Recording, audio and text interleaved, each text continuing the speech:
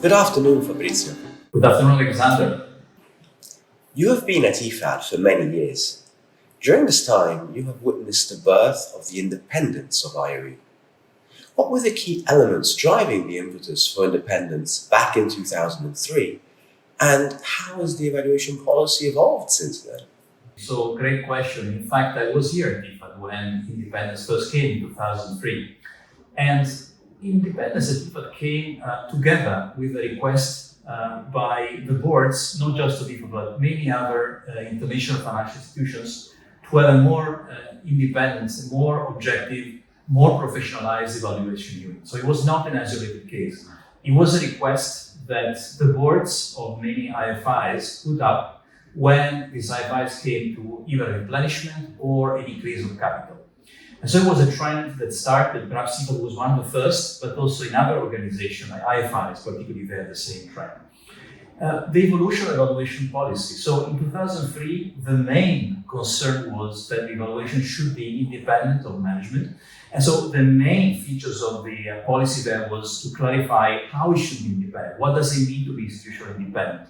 Have a separate budget, have a separate decision process for the program, have the freedom to publish a report without the approval by management or by any other external body, and also managing the internal human resources. So that was the main focus at the time.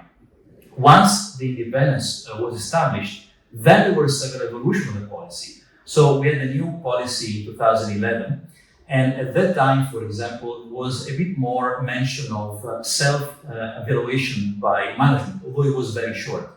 And then we had the latest version of the policy, 2021. That followed a trend in many other international financial institutions that sought to try to have a common corporate level evaluation function, and within that function differentiate the roles of independent evaluation and self-evaluation by management. So independence was not questioned at all, but the main concern in 2021 was how are management and independent evaluation going to collaborate, and how can they establish some synergies between self-evaluation and independent evaluation. Based on your experience, how do you believe that IOE compares to other international financial institutions, multilateral development banks, and UN offices? I think that the concept of independence here at IFAD is very strong. In 2020, I was chairing an interdepartmental working group at IFAD that was tasked to prepare the new evaluation policy. So there were representatives from management, representatives from IOE, and at the time, I had the opportunity to read fundamentally all the evaluation policies in international financial institutions and also in a number of UN organizations. So certainly when we compare to the UN family, the independence at IFAD and IFI is much stronger. The concept is much stronger, is better embraced, and it's clear it means particularly reporting to the board, not to management, and also all the elements, the feature of institutional and functional independence are clearer in IFIs rather than UN agencies. Within the IFIs, I would say the evaluation policy of IFAD is a bit more elaborate in a number of elements of institutional independence from the very beginning. And in fact, our policy, even the previous versions, were used as a model for other IFIs and evaluation offices to prepare their own evaluation policy, and even for evaluation cooperation group of the multilateral development banks to prepare a paper. It's a sort of paper or guideline on institutional independence in IFIs. One aspect which has particular attention in our policy is human resources. Sometimes people ask us, why is it so important? And the answer is that evaluation in the end is done by people. Even nowadays with artificial intelligence, it's still people that conduct evaluations. The moment people think that there's a chance that they might be subject to retaliation because they've written a critical evaluation, they will not write evaluation in the same way, with the same objectivity, with the same rigor that they do when they feel protected. So that's part of the reason. The other reason is that also it's important to ensure that evaluation staff have certain qualities, certain analytical skills, which are not really common in all the functions of an organization. There might be in some departments, not in others, But also evaluation has become in itself a profession or almost a discipline on its own in the past 30 years. So it also reflects the specificity of skills that are required for evaluation. The word evaluation often conjures feelings of resistance.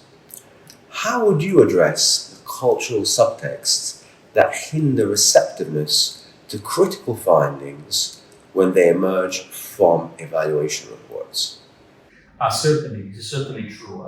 And I think evaluation, the word evaluation in any culture, in any language, is associated with a sort of tension somehow, particularly for those that are being evaluated, those and the programs that are being evaluated. Interestingly, in our office, we are now developing a program together with specialists in neurosciences just to address this problem. So to train ourselves on ways to better present evaluations.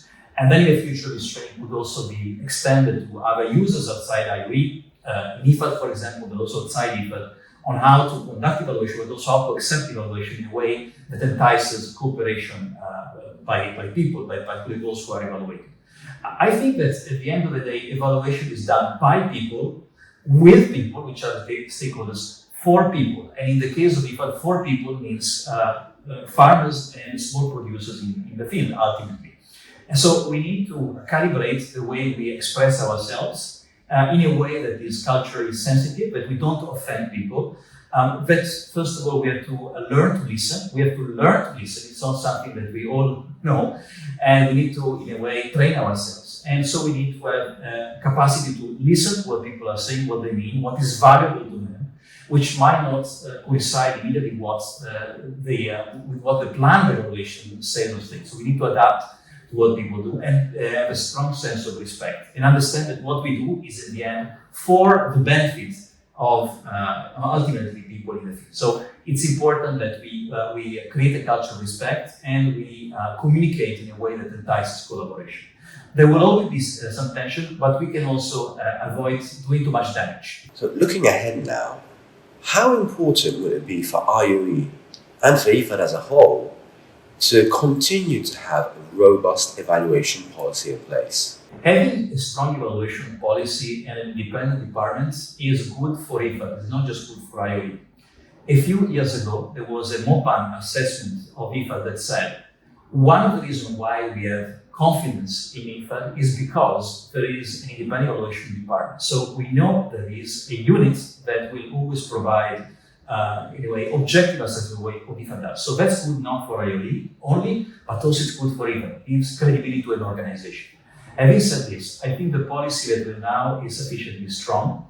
But as we know, a policy needs to be kept alive, meaning that we need to implement and achieve what the policy wants to do, which is eventually helping IFAD become a stronger organization, being more effective in the field and promoting rural development. That's what we want.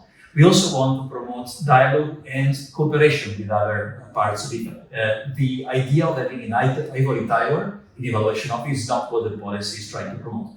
Wants to certainly protect independence, but wants also to foster collaboration. That's what we want to do with the policy, and I think we should be doing. In the future, we might discover that some additional aspects in an evaluation function are important, as it happened in the past. First, we had to guarantee and strengthen and bolster independence. Then we had other aspects. So the same might happen in the future. But I think for the moment, we have a strong policy and we need to implement it and make it clear that what it is for. So improving IFAD and its operation and its results. Thank you very much for your time today, Fabrizio. Thanks to you, Alexander. It was a pleasure to talk to you. You're most welcome.